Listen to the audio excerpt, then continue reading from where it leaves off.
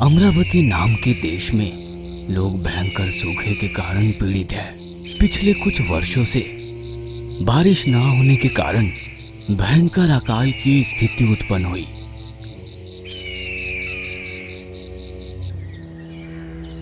उसी देश में 4 दोस्त थे। उनका पेशा शादियों और अन्य कार्यक्रमों के लिए खाना बनाना था। आसपास के गांव में ये लोग शुभ अवसरों पर खाना बनाते थे। मंजूनाथ थोड़ा सा खाना भी 100 लोगों में बराबर बांटने का सामर्थ्य रखता है। नागेंद्र किस पौधे का क्या उपयोग है, कौन सी जड़ी बूटी कहाँ कितना इस्तेमाल करना है, इसकी जानकारी रखता है। विजेंद्र एक ऐसा जीनियस है जो गीली डंडियों से भी आग जला सकता है। मुरुगा किसी भी तरह के पात्र का उपयोग करके कई लोगों के लिए खाना पकाने में बोल्ड है। अगर इन चारों का हाथ पड़ जाए तो हरी घास के साथ भी स्वादिष्ट व्यंजन बना सकते हैं। इतने अच्छे नाम के बावजूद भी सूखे के कारण कोई काम नहीं मिलने की वजह से कुछ दिनों से खाली बैठे थे। कुछ दिनों बाद, कितने दिनों से हम ऐसे ही भूखे मर रहे हैं, कुछ तो करना चाहिए यार। हम क्या करें, हमें खाना बनाने और खाने के अलावा कुछ आता भी नहीं है। भूखे की वजह से हम ही नहीं, सभी लोग दिन के वक्त खा रहे हैं और दूसरे वक्त तो भूखे सो रहे हैं। अरे हम कैसे अपनी पत्नी और बच्चों को भूखे रख सकते हैं? इतनी पढ़ाई की, सालों से मेहनत की है, कोई संपत्ति भी अर्जित नहीं की है। बारिश का इंतजार करने के अलावा हम क्या कर सकते हैं? नहीं, मैं इस तरह खाना बनाकर कभी पैसा नहीं कमा सकता।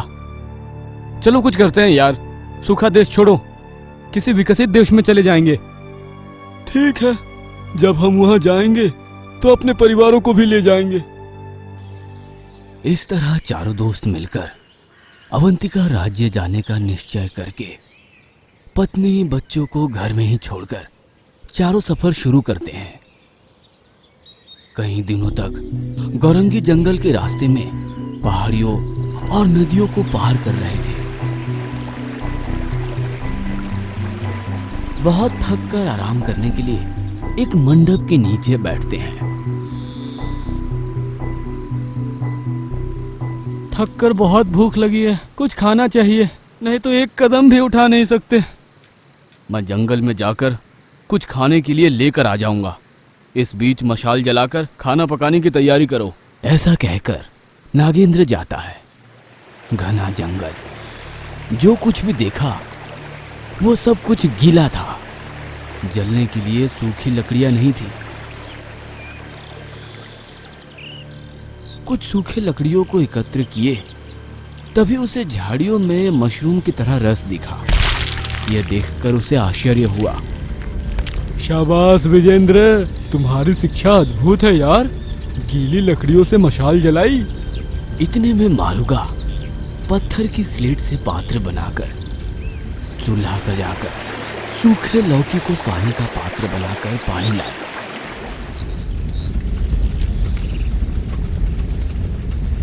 तभी जंगल में खाद की खोज करते समय एक जड़ी बूटी का पौधा मिला। ये तो एक जिला फूल है। इसे खाने से जबरदस्त नशा आता है। इसे खाने के बाद 8 घंटों तक नींद आती है। किसी कारण से उपयोग तो होगी ही। उसने उन्हें काट दिया और उन्हें अपने पुराने कपड़ों में छिपा कर चल दिया। दोस्तों, सभी जहरीले फल और फूल इस जंगल में हैं, लेकिन पालक, मूली और पडलम के अलावा कुछ भी नहीं मिला।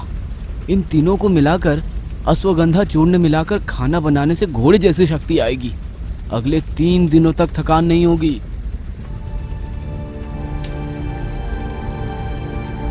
ऐसा बातें करते हुए खाना बनाकर मंडप पर बैठकर खाते समय उस खाने के पात्र से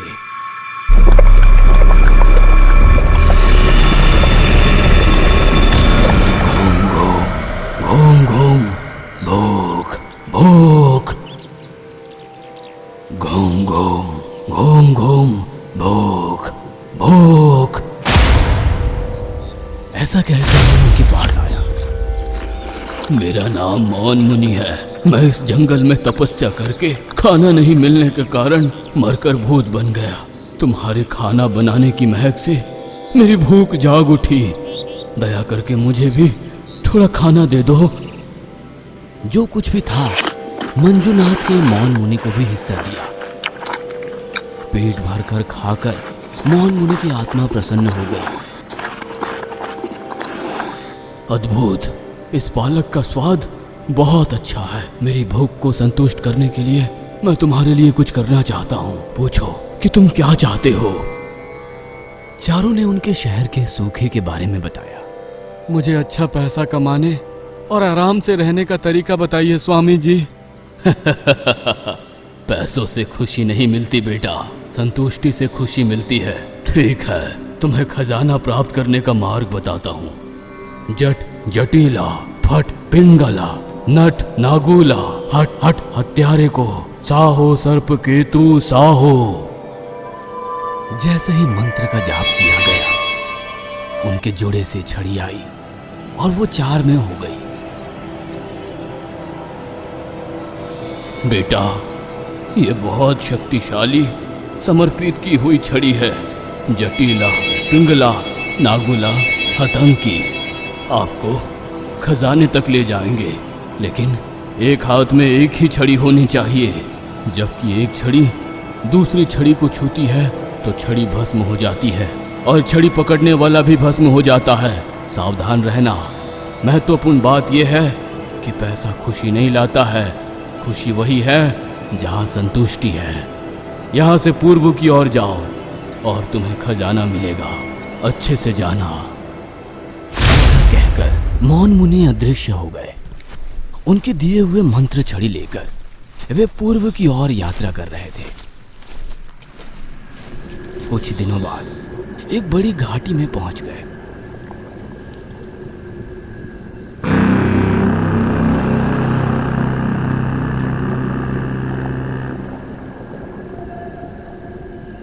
एक बड़ी भयानक हंसी आई।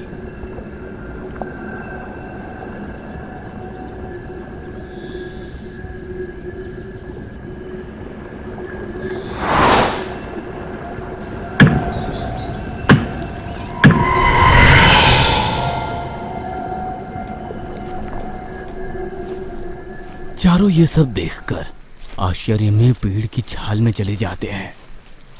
अंदर एक बड़ी गुफा मूर्तियों के साथ थी।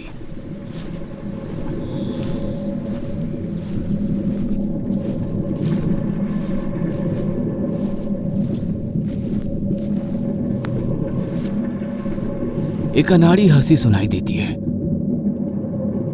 तभी अचानक एक भूतनी प्रकट होती है। जाम जाम भूल भुलैया।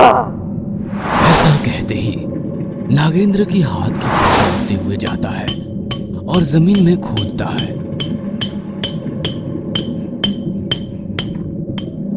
उस गड्ढे से चांदी के बड़े बड़े सिक्के निकलते हैं। ये 10,000 चांदी के सिक्के तुम्हारे हैं, ले लो। जाजरी जाजरी भूल भुलैया। उन चांदी के सिक्कों को बाहर लाकर एक पेड़ के नीचे बैठते हैं।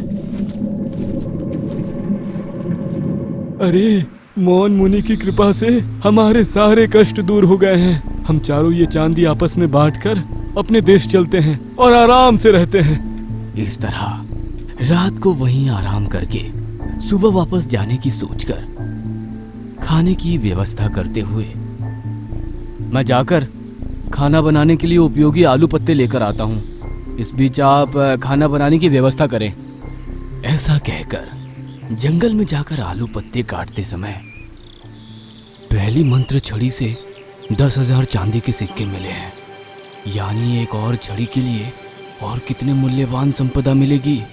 कैसे भी करके उन्हें धोखा देकर पूरे खजाने का मालिक बनूंगा। ऐसा सोचकर नशीला जीला पालक के पत्तों में मिलाकर पकाता है। बाकी 3 जो ये नहीं जानते थे वह पेट भरकर खा रहे थे, लेकिन नागेंद्र खाने का नाटक करता है और सब्जी को फेंक देता है। जब सब गहरी नींद में थे तो वह उठा और चांदी के तीर के साथ मंजुनाथ को घसीटा और गड्ढा खोदकर उसमें गाड़ने लगा। छड़ी और चांदी के तीर के साथ मंजुनाथ को दफनाते समय लेटे लेटे मंजुनाथ जिसकी सांस फूल रही थी वो उठ गया।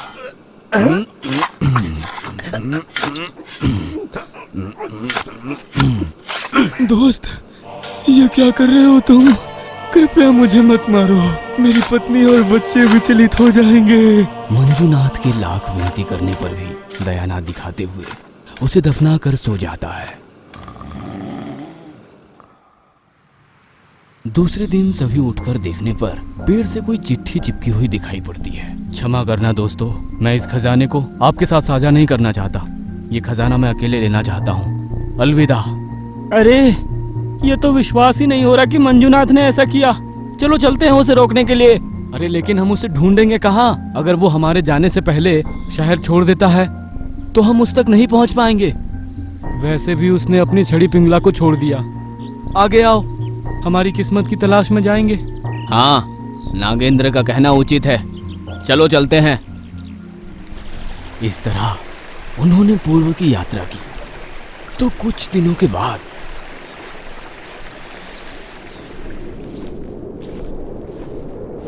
एक बड़ी पहाड़ी पर पहुंचते हैं। बड़ी गड़गड़ाहट और बिजली की चमक। नागेंद्र के हाथ की छड़ी हवा में उड़ी और एक गुफा पर पत्थर पर जाकर चुप गई। वह पत्थर के टुकड़े टुकड़े हो जाती है और गुफा में जाने का मार्ग बन जाता है।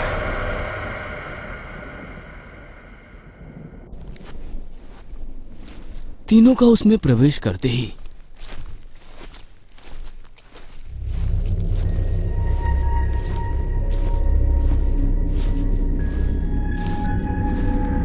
एक भूत प्रकट होता है।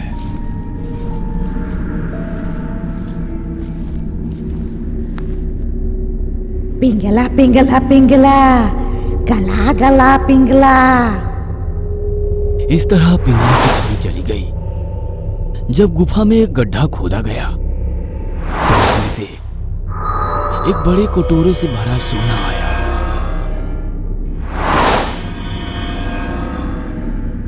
ये 10,000 सोने के सिक्के ले लो, तुम्हारे हैं। पिंगला पिंगला पिंगला, गला गला पिंगला।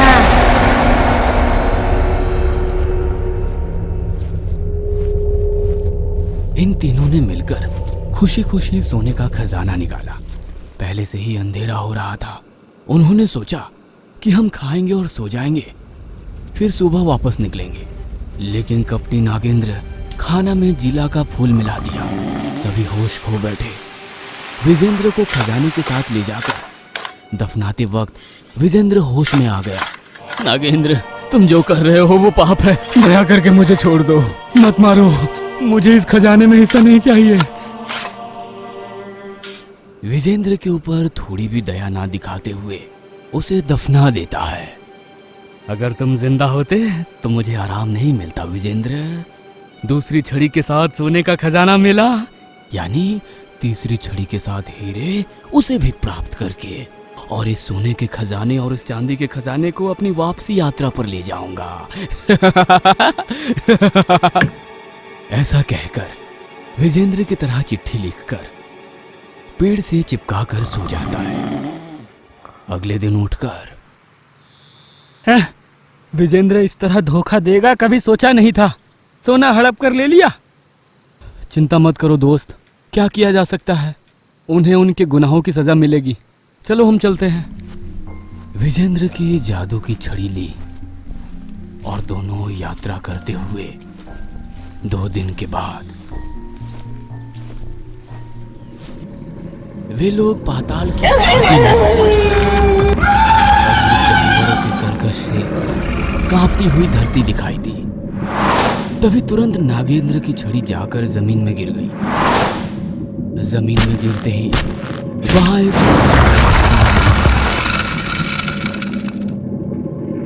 दोनों कुएं के अंदर जाते ही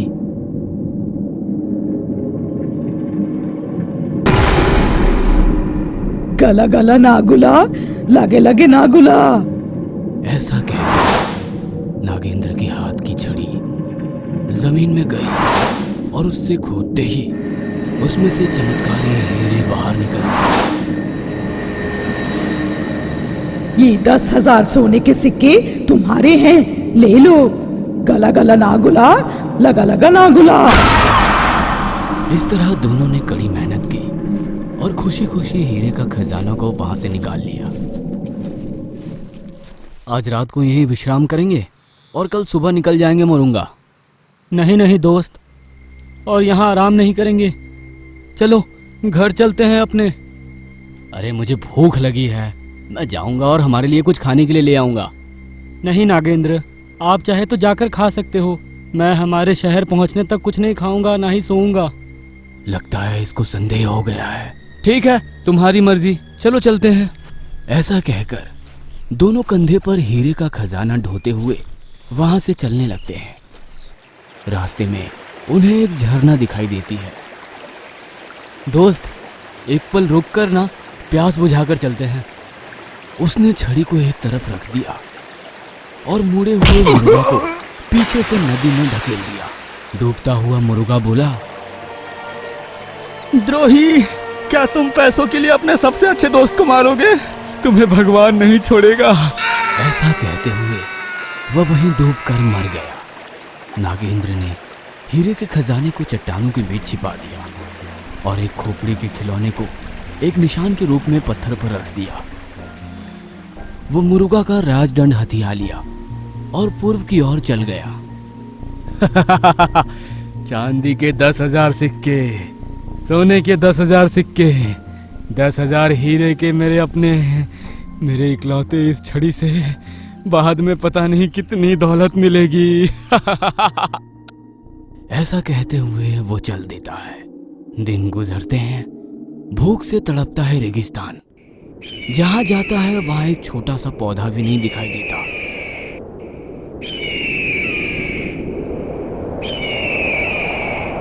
एक बूंद पानी तक नहीं थी, पेड़ की छांव भी नहीं थी।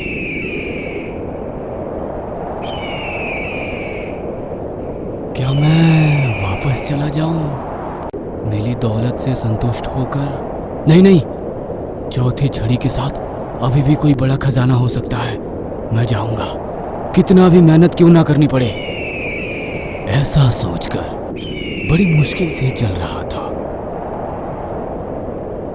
चलते चलते जहां देखो वहां रेगिस्तान था, रेत, तपती हुई धूप। बीच में एक पेड़ थी, वो भी 4 पत्तों वाली। एक अजीब सा पेड़ जिसमें केवल एक फल था। जो भूख से मर रहा था, उसके लिए फल देखते ही जीवन उसके पास आ गया ऐसा लगा। वह दौड़ता हुआ चला गया और पेड़ की डाल पर चढ़ गया। रेत के एक झोंके के साथ एक बड़ी हवा उठी और नागेंद्र के हाथ में हंतकी की छड़ी ऊपर उठी, हवा में घूमकर पेड़ को छेद दिया। तुरंत हवा में तैरते हुए पेड़ सहित और आकाश में उड़ते हुए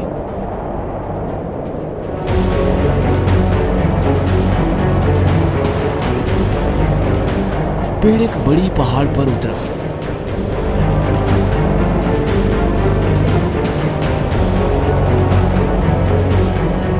आश्चर्य में पेड़ से उतरकर देखने पर एक आदमी, वो आधा आदमी आधा पत्थर, उसके हाथ बंधे हुए थे, शरीर पर बिच्छू जैसे रेंग रहे थे, सांप काट रहे थे, जो खून चूस रहे थे। हर पल एक मोटा डंडा आकर सर पर मार रहा था। उस दर्द को सहन नहीं कर वह नरक की पीड़ा भोग रहा था। मुझे अकल आ गई है, मुझे छोड़ दीजिए। मुझे अकल आ गई है, मुझे छोड़ दीजिए। उसे कुछ भी समझ में नहीं आ रहा था कि क्या हो रहा है। इतने में वहां पर एक भूत प्रकट हुआ। आया आया आया, शैतान से परे भूत आया। ताकी ताकी हंतकी, हन हन हंतकी। ऐसा कहते ही हंतकी चल जाकर उस आधा पत्थर आदमी को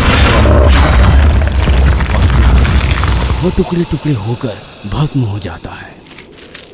उन रस्सियों ने जाकर नागेंद्र को बांध दिया और वो कमर तक पत्थर हो गया। बिच्छू, सांप, भूत इन सब के काटते ही वह दर्द से चीख रहा था। ऊपर से बड़ा पत्थर सिर पर मारते ही दर्द से उसकी चीख निकलने लगी और वो जोर जोर से रोने लगा। ये क्या है? ये क्या है? मुझे छोड़ दो, मुझे मौन मुनि ने भेजा है। ऐसा कहते ही वो भूत मौन मुनि में बदल गया। थोड़े से सोने के लिए जिगरी दोस्त को मारने वाले तुम जैसे लोगों को यही सजा है। जब तक तुम जैसा दूसरा लोभी यहाँ आ नहीं जाता, तुम्हें इस बुराई के लिए दंडित किया जाएगा। स्वामी, मुझे माफ कर दीजिए, मुझे छोड़ दीजिए। नहीं नहीं नहीं हो सकता। यह है जादू की छड़ी से हत्यारे को मारने की सजा। जब तक तुम्हारे स्थान पर कोई और नहीं आ जाता, तब तक तुम्हारी मौत नहीं होगी। पल पल नर्क का अनुभव करो। तुमसे पहले आदमी को 42 साल नर्क की सजा भुगतनी पड़ी। तुम्हारे आने से उसकी सजा पूरी हुई और वो मर गया। ऐसे कहकर मौन मुनि गायब हो गए। मंजुनाथ, विजेंद्र, मुरुंगा तीनों बच गए और उस खजाने को उन्हें दे दी गई। मौन मुनि के रखे हुए इस परीक्षा में जिसने लालच और द्वेष से अपने सबसे अच्छे दोस्तों को मार डाला, उसकी क्या हालत हुई इसका विस्तार वर्णन किया। बेटा, तुम सभी लोग दूसरों के कल्याण करते हुए जीवन बिताओ। इस तरह मंजुनाथ ने पूरे खजाने को 4 बराबर हिस्सों में बांटकर एक हिस्से को नागेंद्र के परिवार को दिया, बाकी पैसों से उसके शहर की अनावृत्ति खत्म करने के लिए दिया और दीन दुखियों में बांटा और सभी लोग सुखपूर्वक जीवन बिताने लगे।